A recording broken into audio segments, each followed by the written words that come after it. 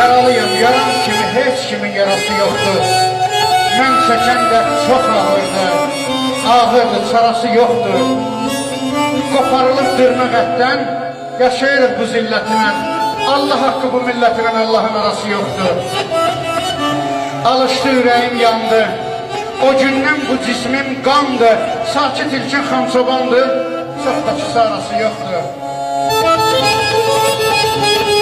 Bilirsən mi necə düşdün yadıma?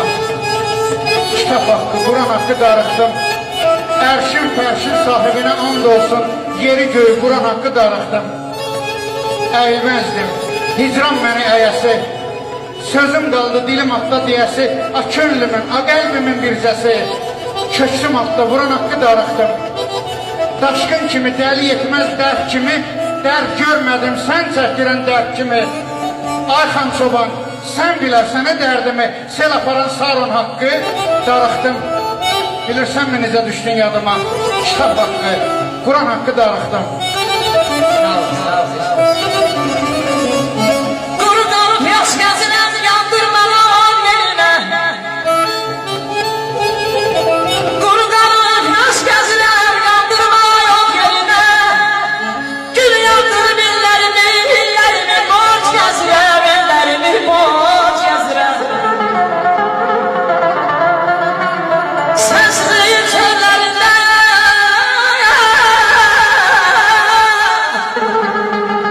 sensizliyin çöllərində, dərd bitirib mən acıram, ay insafsız.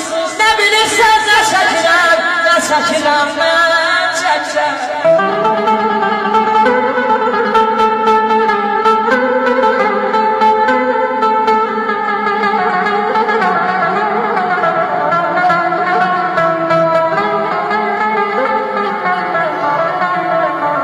Sənin məndən nə xəbərin, sənin məndən nə xəbərin, Allah qalmayacaq. Nə gələrim var, nə gedərim var, öpür qapılar. Qoyma sənin şafın, bu dünyada tənha qalır. Gözlərindən ürəyim, ay insafsız, yol çəkirəm. Nə bilirsən, nə çəkirəm, nə çəkirəm, mən çəkirəm. Heç sənin insafın yoxdur. Heç sənin insafın yoxdur. Nə deyirəm, inanmırsan. Yox deyirəm, inciyirsən.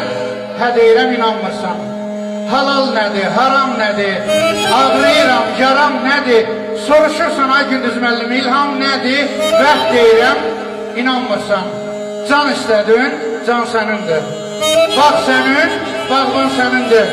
Valla Ağstafalı Nərman sənindir. Can verirəm, inanmırsan. Heç sənin insafın yoxdur. Nə deyirəm, inanmırsan. Sağ ol.